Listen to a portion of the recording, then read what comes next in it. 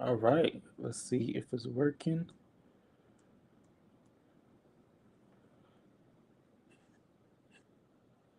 All right, let's see. Hello, hello. One, two, three. Let's see.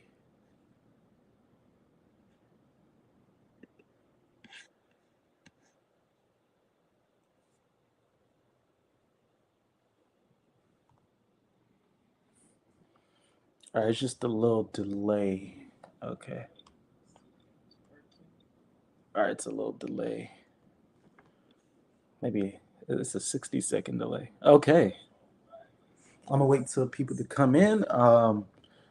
Yeah, if you guys don't know, I'm actually using StreamYard today. I'm not using OBS. I was using OBS last time, but I want to bring up live people, live guests. So if you're willing to join in as you're working your way in and you want to be a live guest, so be so. Before we start, I'm actually gonna do Bible verse, daily Bible verse, even though it's about slavery in the Bible. We have to start off in the right spirit because you don't know if we may get people who may be doing a little too much.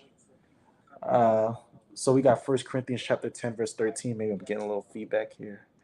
First Corinthians chapter 10, verse 13. No temptation has overtaken you, except such as common to man, but God is faithful. He will not allow you to be tempted beyond what you're able, but with the temptation will also make the way of escape. What am I doing? I could put it in the chat actually. Let me actually share my screen actually. Uh yeah, you guys don't want to see that. Let's actually do this. So this is my first time using the software, so I want you guys to be kind of patient with me.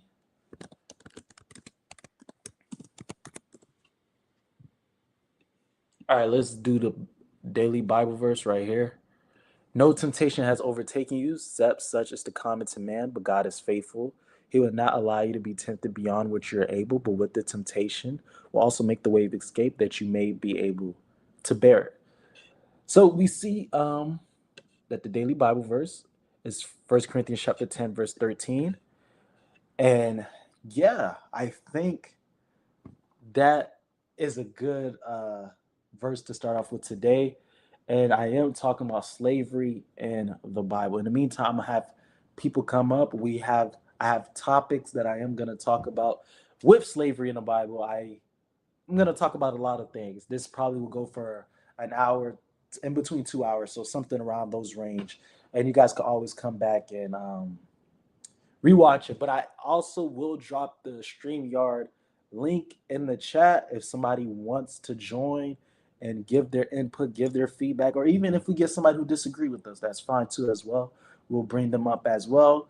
Ask questions, engage in dialogue, and yeah, let's see. Still gonna give time as people come, and as people come, I'm actually gonna actually get ready with one of the things that we are gonna talk about.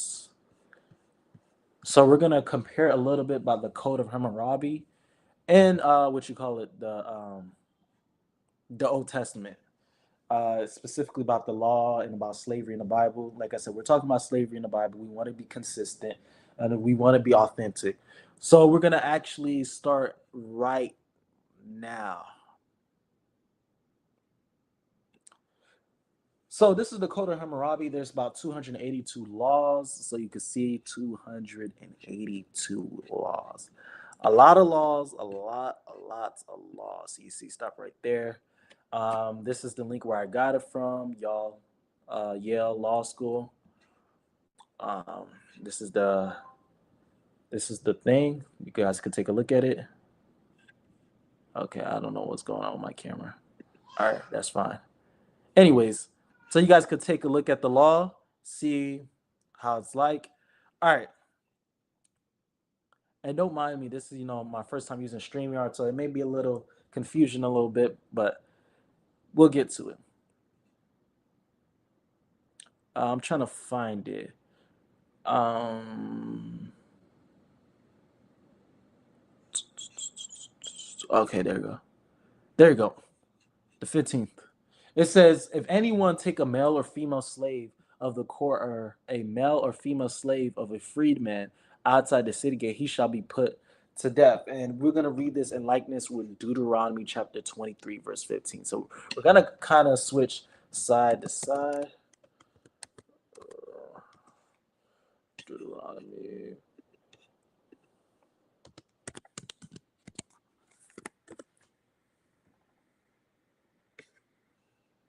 I actually want to make the screen look bigger. It looks like it's pretty small. It's all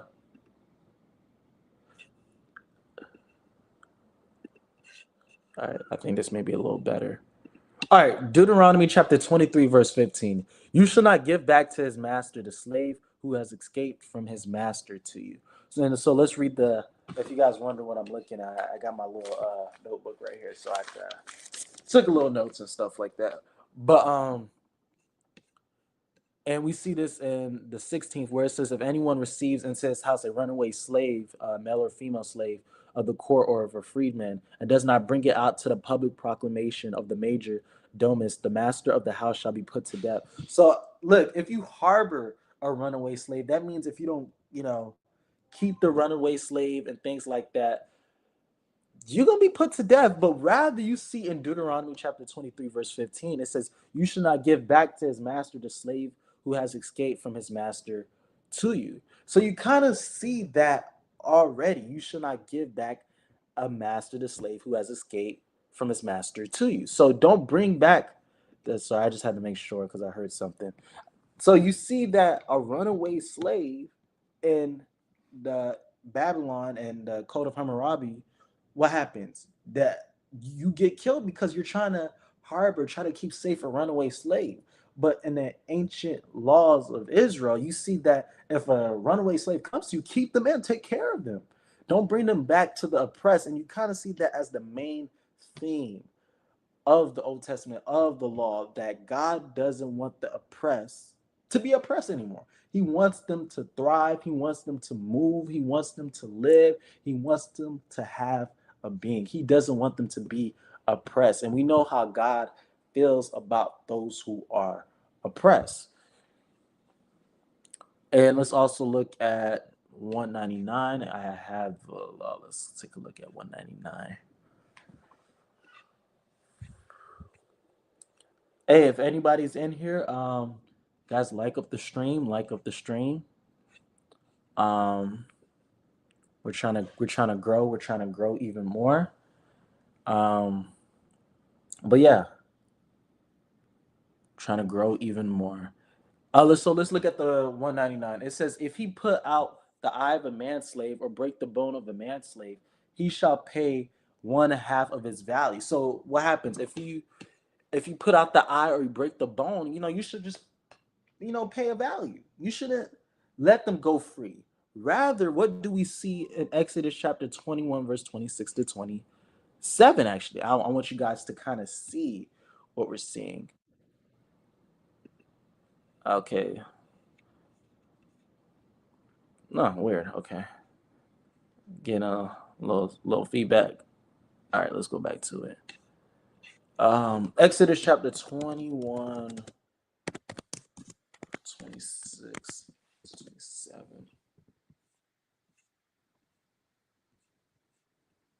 All right, it says, if a man strikes the eye of his male or female servant and destroys it, he shall let him go free for the sake of his eye. And if he knocks out the tooth of his male or female servant, he shall let him go free for the sake of his tooth. So we see that if a person strikes their male or female servant, they shall go free for the sake of those things. Rather, you see in the Code of Hammurabi, it says if you put out the eye of a manslave, what happened? You're just paying money for it. You're not really giving them their freedom and what they really want, because they actually want their freedom. They don't want nothing else besides their freedom. So that's one thing. And also I have 231 as well. 231. Uh, go to Robbie 231. Hey, Sarah. Hey, thank you for joining the live. You always show love, and you always show love in the chat. You always show love. All right. 231. It says, if it kill a slave of the owner, then he shall pay slave for slave to the owner of the house. So imagine if one of the people, if you have an owner, right, and he kills one of your slaves, he has to give you another slave in return. So you treating the slaves as transaction according to the code of Hammurabi. But we know according to the law of Israel, that if you strike a man, if you just strike a male or female, they go free. But in the code of Hammurabi, if you die, you don't really get justice. You really don't get punished for the evil doing that you've done.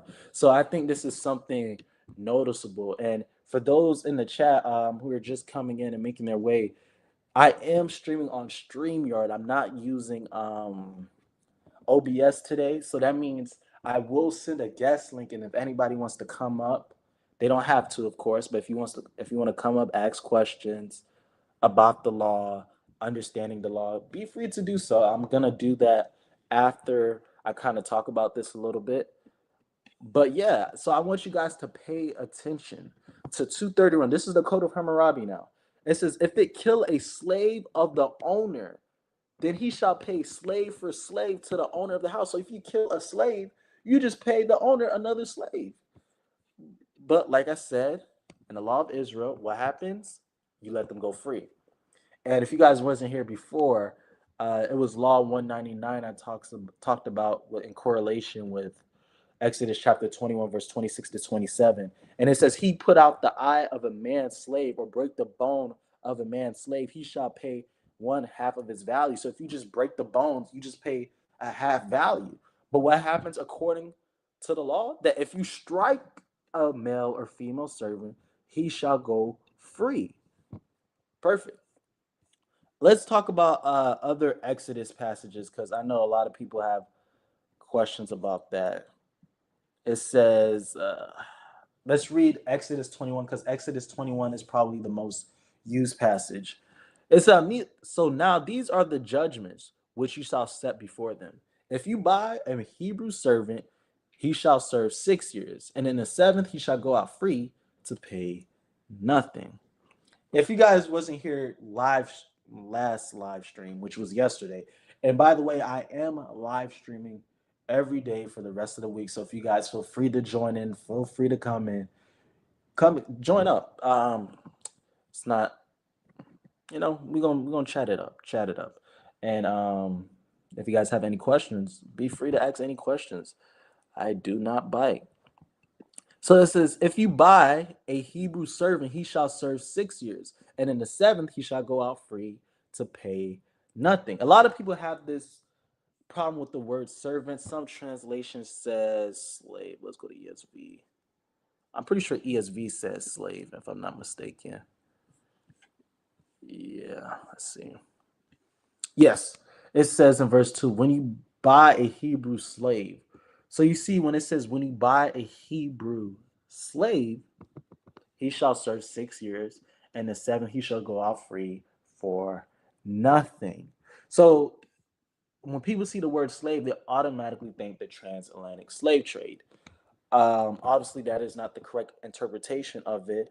That's why you see some translation is called slave or servant. And I also made a short video about this. If you guys don't remember, if you guys don't, I'm actually gonna click on the word.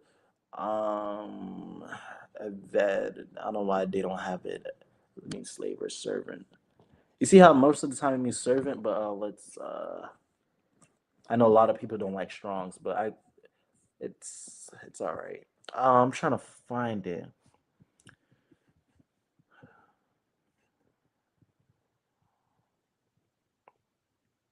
All right, let's see Genesis chapter 32, verse 4.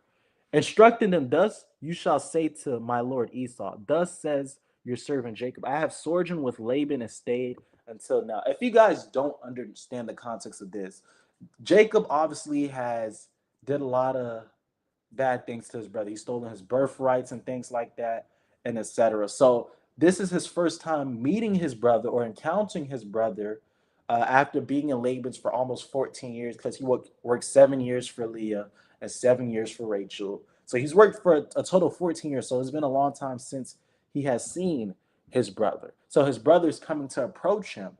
And he wants his people that who are in the front to say, hey, say that your servant Jacob, is Jacob really like a slave? Because some translations will have it as slave. Is he really as a slave as we think about? No.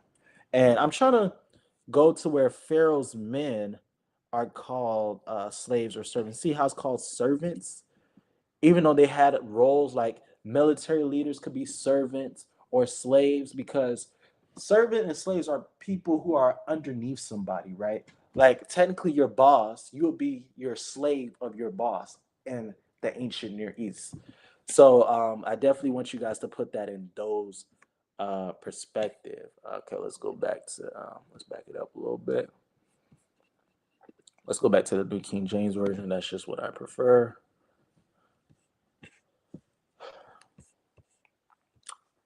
So it says, if you buy a if you buy a Hebrew servant, he shall serve 6 years. In the seventh, he shall go out free and pay nothing.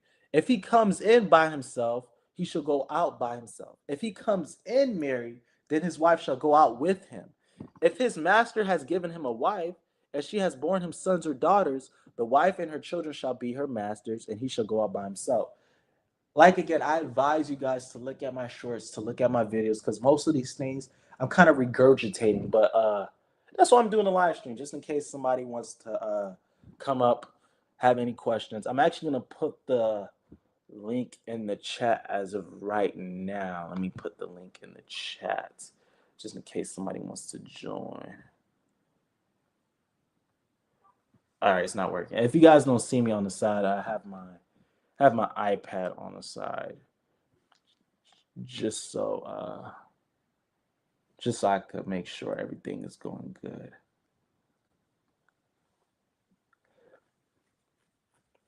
All right, that's the StreamYard link. If anybody wants to join up, you guys can join up.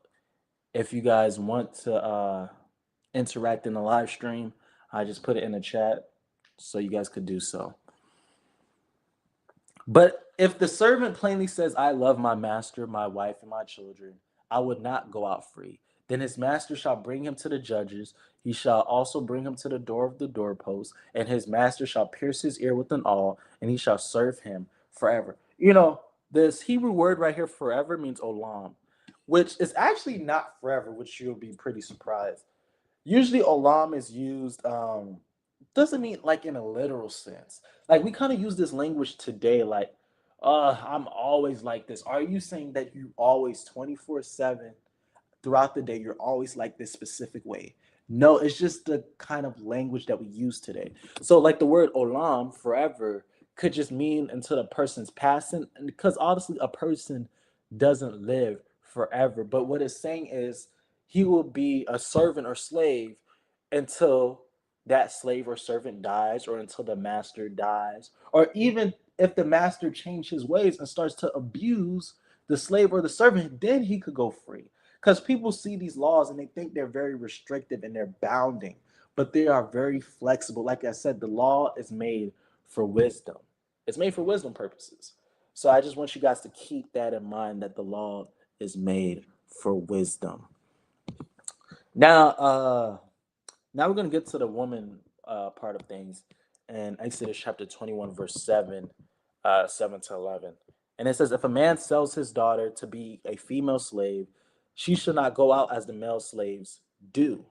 If she does not please her master who has betrothed her to himself, then he shall let her be redeemed. And he shall have no right to sell her to a foreign people, since he has dealt deceitfully with her. And if he has betrothed her to his son, he shall deal with her according to the custom of daughters. And if he takes another wife, he shall not diminish her food, her clothing, and her marriage rights. And if he does not do these three for her, then she shall go out free without paying money.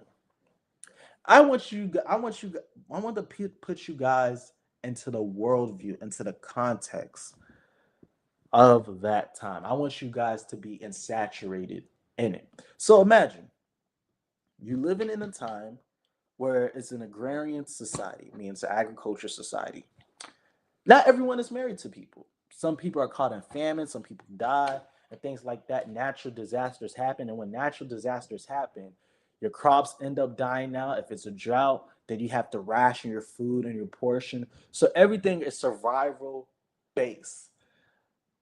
So we have to understand, and I think Jesus put it in great perspective, that God allows certain things because of the hardness of one's heart. Sometimes the heart was just too hard.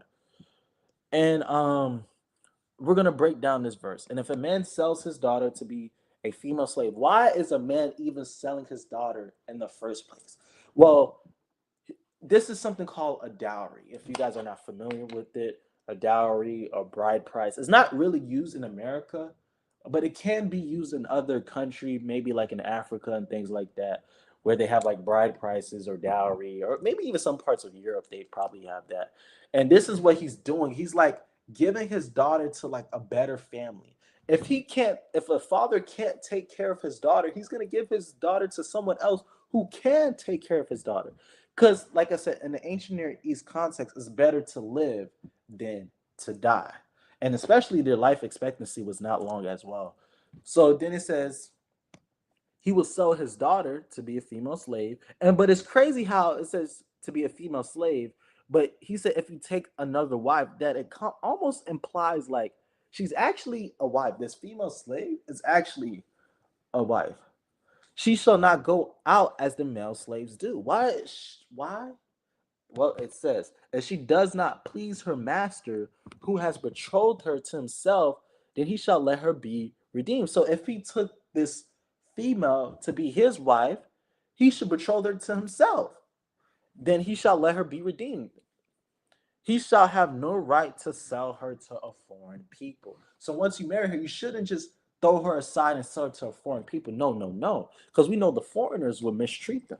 Since he has dealt deceitfully with her, how did he deal deceitfully with her? He married her, took advantage of her, and now is going to sell her to a foreign nation, which we see that Jesus talked about that God allows such things because of the hardness of one's heart.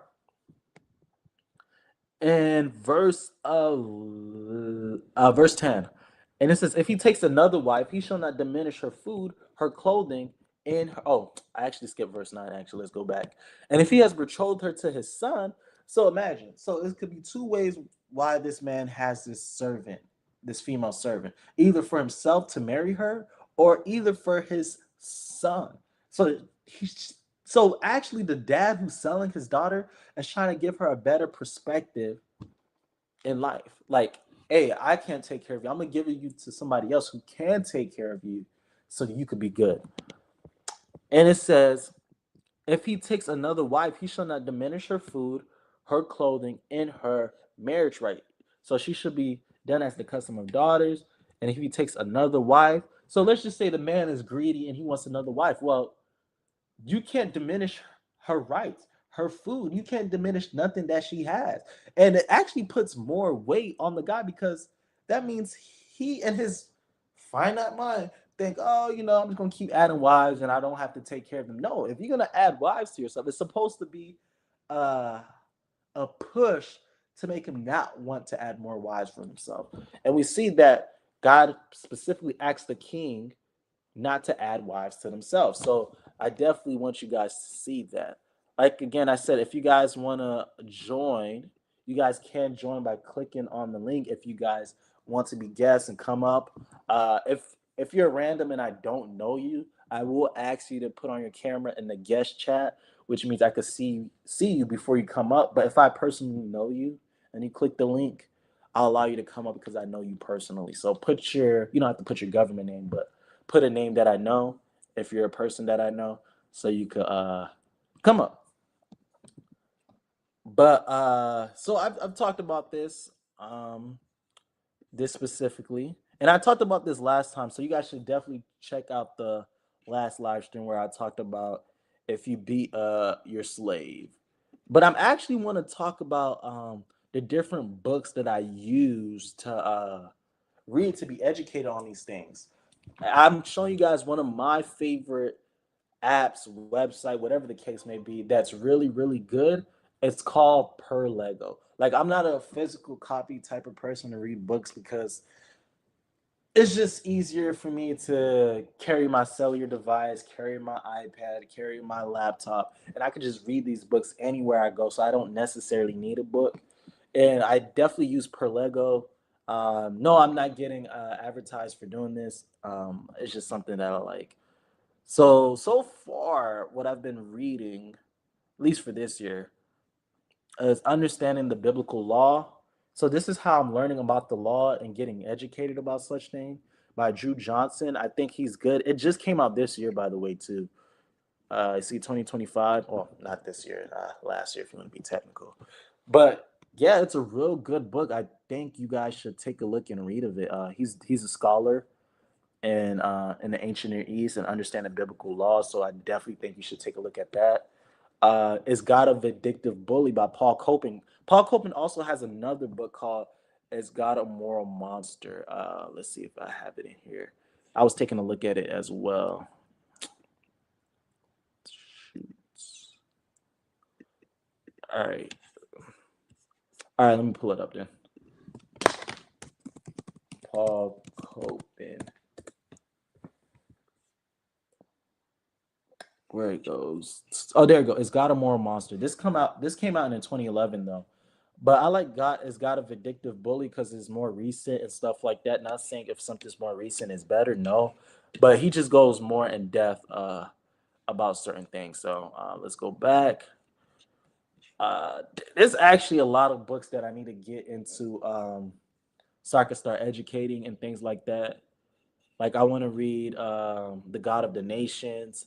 It would definitely help in understanding the ancient Near East. So I could help explain it to you guys because I'm doing this research, I'm doing these things so I can better help you guys, educate you guys, tell you guys what I'm reading. And let's actually take a look at some of the notes that I have for Is God a Vindictive Bully? Yeah, you definitely should get some book, Josh. You should definitely get some books.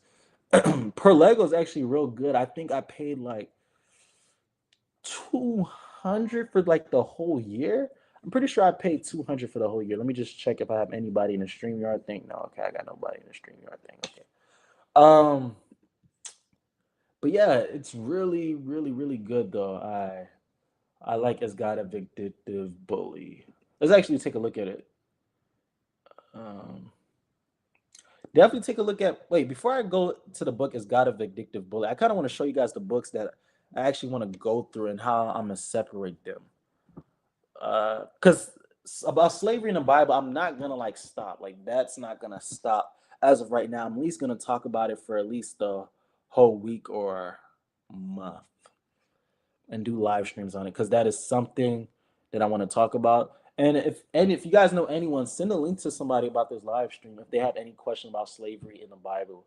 And if you guys want to come up and you guys want to chat and you guys have any questions about slavery in the Bible, I put the link down below in the chat regarding if you guys want to come up, ask questions. You guys don't have to show your face. You do have to show your face in the guest chat if I don't know you. If I don't know you, I'm sorry.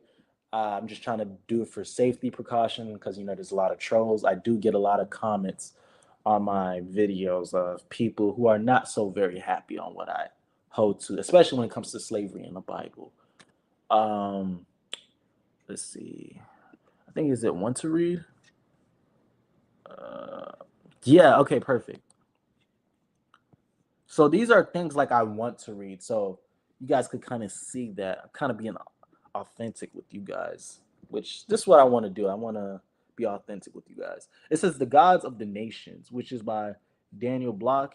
He explores the relationship between ancient Near Eastern nations and their respective deities. So he's comparing deities in the ancient Near East. So you may get the Bel, the Molech, and all those false gods. He demonstrated how this relationship was expressed in everyday life, national identity, and history. Israel's theocratic culture is illuminated in comparison to other Near Eastern cultures. So this is an interesting book. It's 176 pages. Um, it does. Some of the books are audio. Some of the books are audio, while others are not audio. So I think it's definitely good. I gotta make sure if I got anybody in the live chat. No, got nobody in the live chat. If you guys want to click the link and join up, you guys can click the link and join up. If you guys have any questions about, you see the little stream yard link, you guys could click on it. If you guys have any questions, you don't have to show your face, but if you choose to, that's fine too. Um, yeah, it's kind of, I won't say it's always like Kindle. Some books are, well, let me give you an example. Let's go back, so I can give you a real life example, see how it works.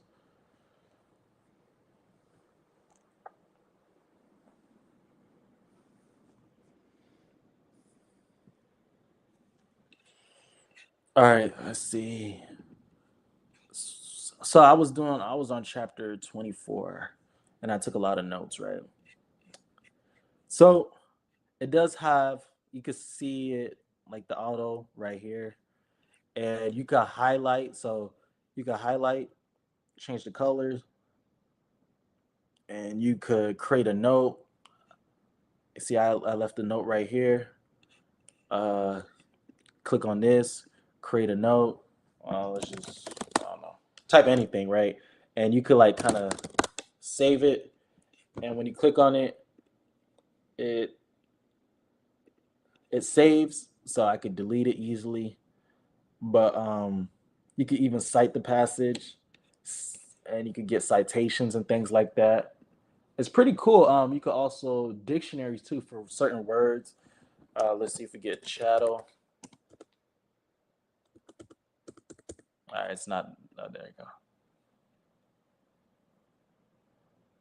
See, look, and then when you click on it, it's going to tell you what chattel is. Something that belongs to you. The word of origin.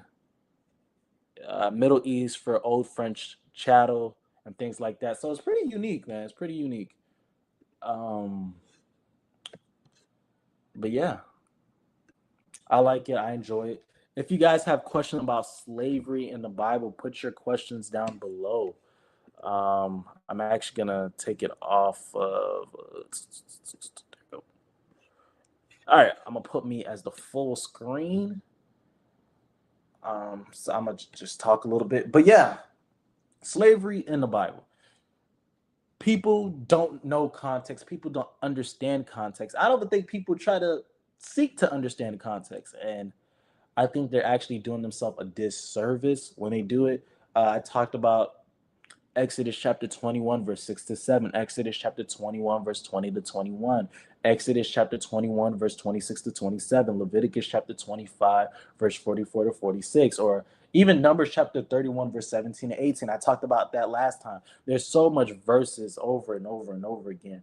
And I have talked about these things. I have go in depth about these things. And yeah, yeah. If you guys have any questions. I actually started this live stream at 8:15. I actually got comments. Oh, look at that. Oh yeah, I can see the comments on here too. It's actually kind of cool. So I don't think I need the thing on the side chat no more. That's actually pretty cool. Like I said again, this is my first time using StreamYard. Okay, my camera's glitching. Let's see. Uh let's see. The camera's glitching. Okay. All right, there we go. The camera was glitching. But yeah, let's share a screen back again. All right. Well, let me actually fix that so it's actually look clean. There you go. But yeah, let's go back to the verse and let's kind of break it down. I'm actually gonna repeat what I talked about last time, talking about specifically if a man notwithstanding a day or two, he shall not be punished, for he is his property. Some people tend to have a problem with that. I actually gonna go over this in context. I went over last live stream, but hey, I'm gonna repeat myself. So this is the law concerning violence. So keep this in mind. This is the law concerning violence. It says, "He who strikes a man so that he dies shall surely be put to death." I'm gonna skip to verse 18, and I want to give context to it. So the context behind this is that it's saying if two men are fighting with each other, right? And if two men are fighting with each other and one man like beats this man bad, where like he suffered bodily harm, right?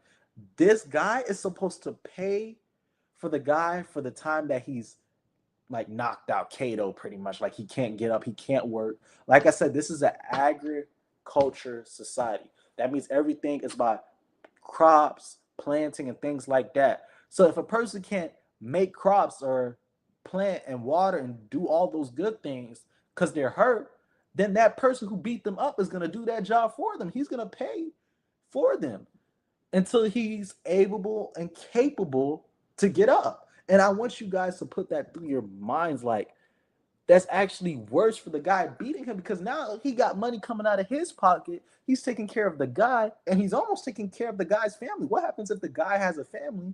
So he's paying more. So imagine that. So it was like better not to fight and just keep your own peace because you know why? It's coming money out of your pockets. And I know nobody wants that. And I want to read verse 18. It says, if men contend with each other, and one strikes the other with the stone or with his fist, and he does not die, but is confined to his bed, if he rises again and walks about outside with his staff, then he who struck him shall be acquitted. He shall only pay for the loss of his time and shall provide for him to be thoroughly healed. So he's providing for him in every single way. So now when we have this context on what happens if a man beats a person who's free, and what happens? He's paying for him. So let's also put this in more context. In verse 20, it says, if a man beats his male or female servant with a rod so that he dies under his hand, he shall surely be punished. I talked about how this means the death penalty, and it's not moots, which means death, but it's more like punish is more like getting revenge, and God is getting a revenge. In verse 21, it says, notwithstanding he remains alive for a day or two, he should not be punished, for he is his property. I have a question for some people, if people are here. Um, what is usually the main problem people have with this? They usually bring up the question saying, "Oh, what happens if he survives more than a day or two? Does he not get punished because he didn't die within that time span? What happens if he die a week or 2 weeks later?" Well, like I said, people don't know the ancient Near East context. And what I mean by the ancient Near East context is by, let's read it. Notwithstanding, notwithstanding if he remains alive a day or two, I'm going to give an example that kind of helps interpret this verse. I talked about how the scripture says if a child hits their father or mother or strike them, they should be worthy, to be put to death. But it doesn't give an age limit of who's the person you got to put to death. What happens if a toddler strikes their parents? Should they be put to death? No, but the law is meant for you to use wisdom, how to dictate certain situations and things like that. So it's vital that if you want to know how to dictate certain situations, that you have to do this. So keep this in mind. Keep this in mind. So notwithstanding, if he remains alive a day or two, I want you to keep in mind that the ancient Near East, there weren't like our society where they have medical diagnosis where they could say, oh yeah, this person can live for this long, or he'll be okay in this time span. But it's like a time frame to see how this person is doing, how this person is healing. So notwithstanding, if he remains alive a day or two, he should not be punished, for he is his property, or some translations would say, for he is his money. I don't know why my camera is doing that, but let me figure that out. Let me refresh it and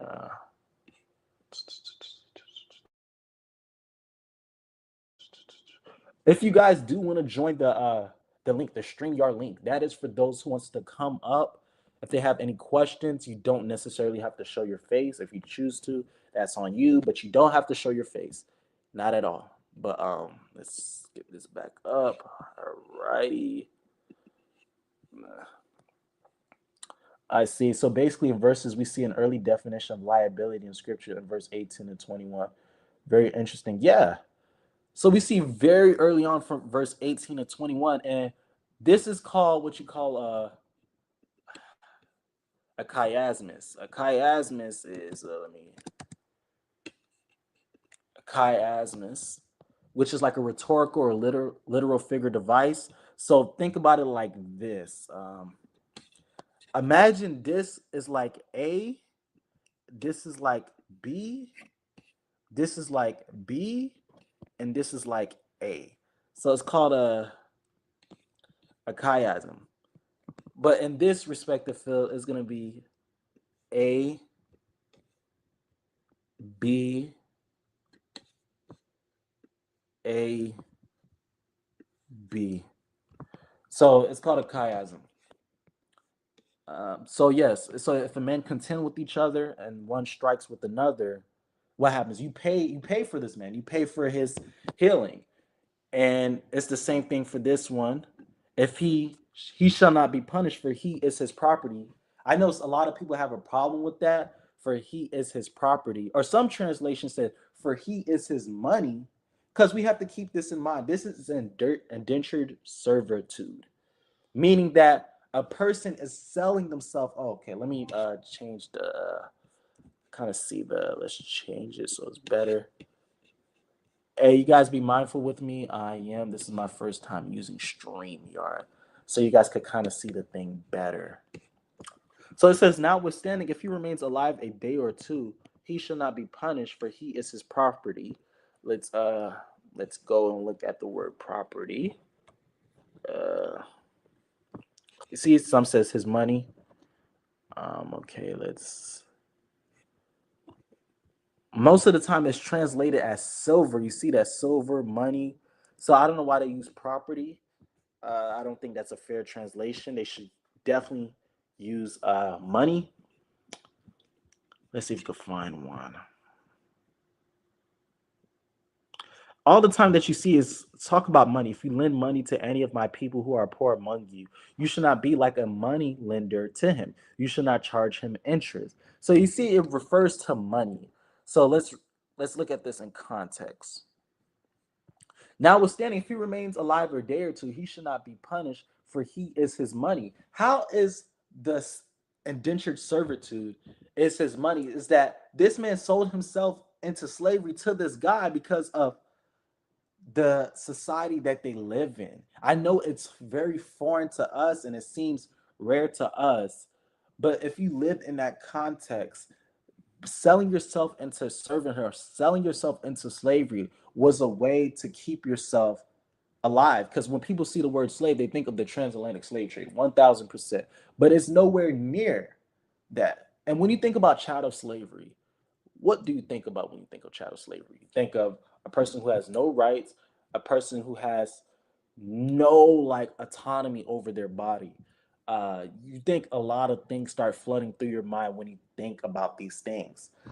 But we have to be fair to the text and fair to the society that it's in. So when you see withstanding, if he remains alive a day or two, he should not be punished. We know that the guy's supposed to be punished if he dies, but he's not supposed to be punished for he is his property. But some people refuse to look at verse 26 and 27. What says, if a man strikes the eye of his male or female servant and destroys it, he shall let him go free for the sake of his eye. And if he knocks out the tooth of his male or female servant, he shall let him go free for the sake of his tooth. So we see that if a person has any harm, and a lot of people are confused about this. Are they saying if a literal eye, if you literally hit the eye and the eye flies out, then that's when you could go free? No.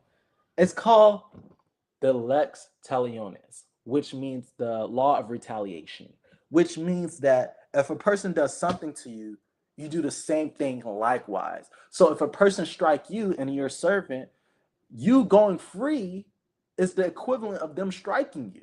It's not you striking them back. It's actually you going free, you getting your freedom. You don't have to pay that person back. That person is losing his money. And I know he's angry about that too, because he's losing the money and possessions that he was going to have, because this dude, this servant is working for him because he took some of his money. So now he sold himself into slavery so he could pay this person off. But if this person beats him, then he doesn't have to pay that back.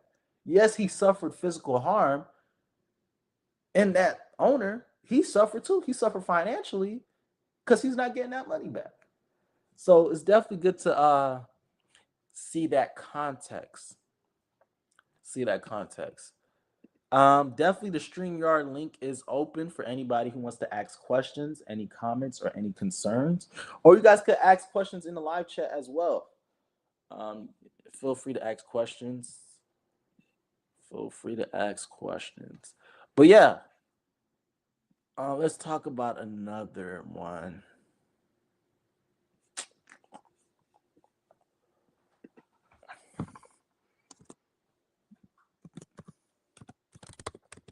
This one is really not slavery in the Bible, but it's about morality within the Bible. All right. Numbers chapter 31, verse 17. It says, "Now therefore kill every male among the little ones, and kill every woman who has known a man intimately." Hey, before we keep going on, you guys like the stream. If you guys are here, like the stream. Share with somebody else, who a friend, somebody else who have questions about this. But Numbers chapter 31, verse 17. "Now therefore kill every male among the little ones, and kill every woman who has known a man intimately." So you see how it says, "Now therefore kill every male among the little ones, and kill every woman who has known a man intimately." So this is Moses commanding this. And I want to give context on why Moses is saying that. Because when people see this verse, they think God is commanding uh, Moses to do this. But this is something called descriptive and prescriptive. Descriptive is what's being described in the text, and prescriptive is what is being prescribed by God. Like God is commanding this. But this is more of a descriptive because it's Moses commanding this. And if you guys want context about this, it starts in Numbers chapter 25.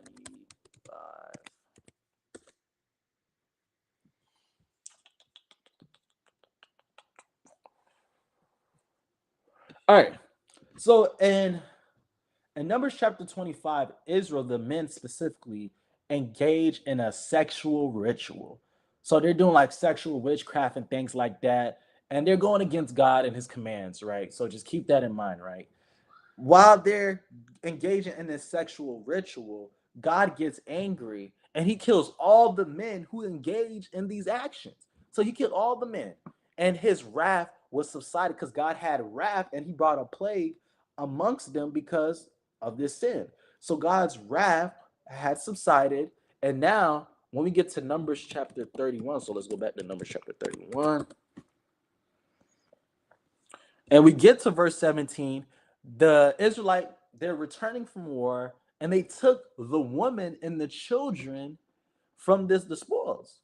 So he's like, why? Why are you taking the same woman who led you into sin?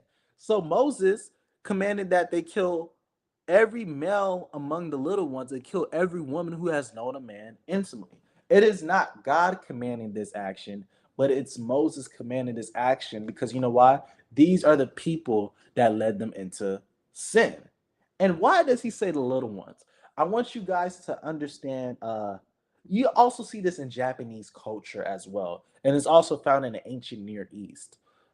Is that a person, a male specifically, will grow up to get revenge for like their family members and stuff like that. We see a lot of movies like that where like a child see like their parents get murked, and after their parents get murked, they what you call it, that child grows up, learn the truth, and gets powerful, gets strong, and what happens?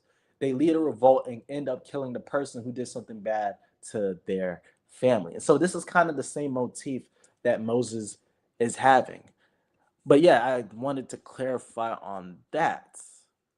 So let me take it out of the, let's just show my face and my face only. But yeah, yep.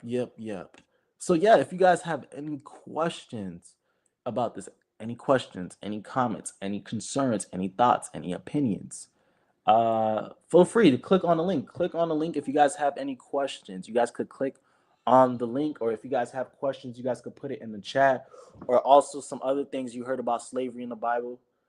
Ask away. Ask away. Don't be afraid. Don't be afraid. All right. I also will see.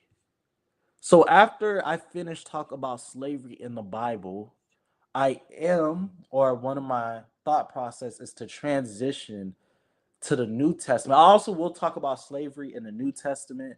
That'd probably be like a stream next week. Because people will bring up, let me put this back.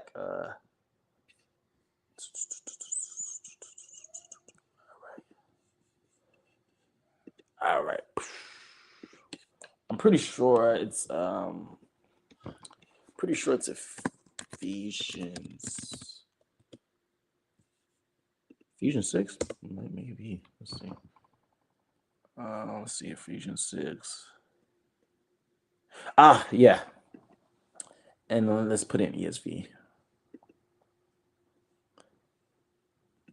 It says, bondservants, obey your earthly masters with fear and trembling, with a sincere heart, as you would Christ, not by the way of eye service as people pleasers, but as bondservants as Christ. And he says to masters, do the same to them, and stop your threatening, knowing that he who is both their master and yours is in heaven, and that there's no partiality with him. So he's saying, hey, I'm gonna leave this. I'm gonna leave this one for next week, because I will talk about that. And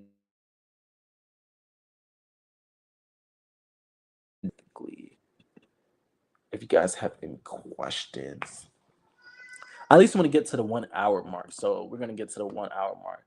If you guys have any questions.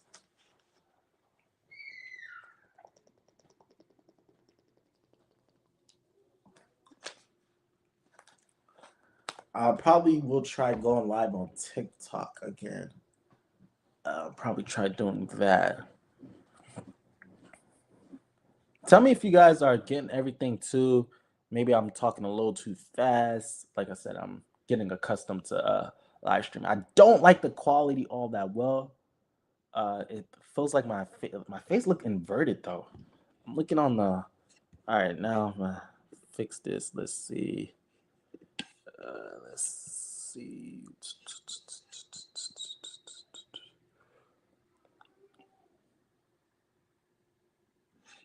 No, I'll figure that out in the free time. But let me show you guys Perlego again. Perlego is real good. I enjoy it. Let's add myself back to the stage. Actually, I don't gotta show myself, right? Let's just add myself actually.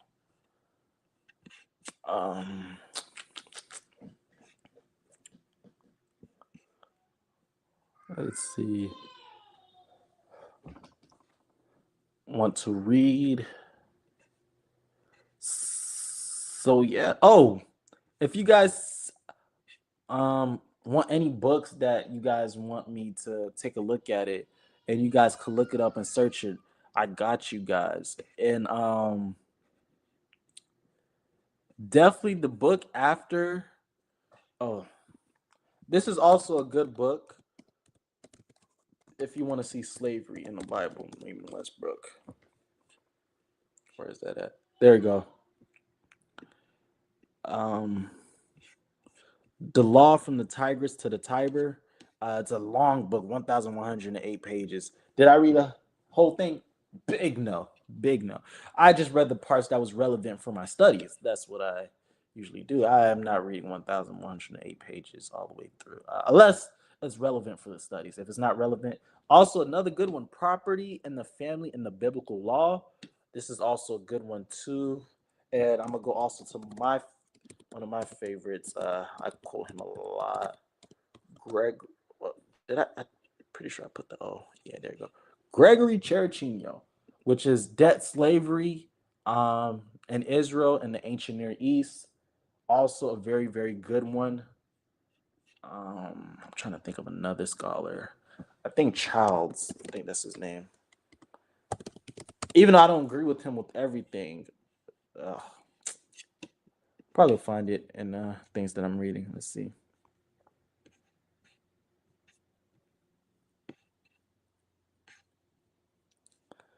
Um, yeah, I can't find it. Yep. Let's see.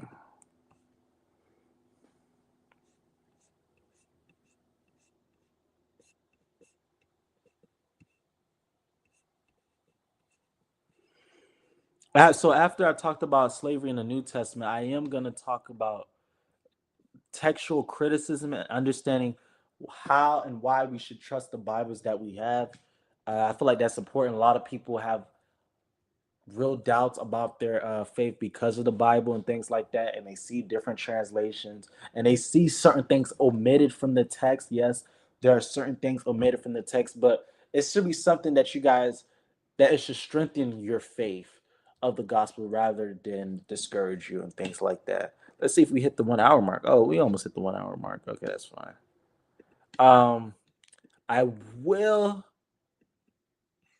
I will stop streaming after the 1 hour mark. If you guys have any questions, you guys could click on the link in the chat. If you guys have any questions, I don't know why it's doing that. Let's see.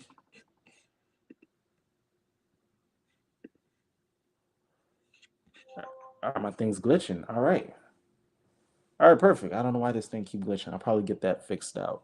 This is my first time using StreamYard. But yeah,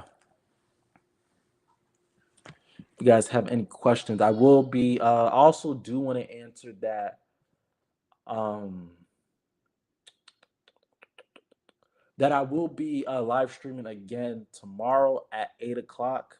Not 8:15 this time. Not 8:15. I promise. 8 o'clock. I'm still getting accustomed to things. I will try to post it on my other social media platforms if I get people and things like that. If I get non-believers and stuff like that, I will try to do it on my threads too as well. I know I get a lot of people who disagree with me on threads. I'm pretty controversial, but it's it's okay. But after that, definitely that's definitely the order I want to go to. Talking about the Old Testament slavery, talked about the New Testament slavery, and then after that, finally get into new text, understanding the Bible and if the Bible is reliable. Definitely want to get into that because a lot of people disagree with that. But yeah, so I didn't get nobody necessarily who wanted to come up uh, today, which is okay. We're gonna get people up regardless. Maybe next time. But hopefully you guys have a blessed one. Hopefully you guys have a spirit filled one. Be on the lookout for another live stream at 8 o'clock tomorrow. I will be live streaming at 8 o'clock, so be prepared. Same time. I'm trying to be consistent. 8 o'clock Eastern Standard Time. But yeah, hopefully you guys have a blessed one. I'm also gonna read. Let me do the daily Bible verse because I did do a daily Bible verse. So let me do a daily Bible verse again, just in case if anybody missed it, so you guys could.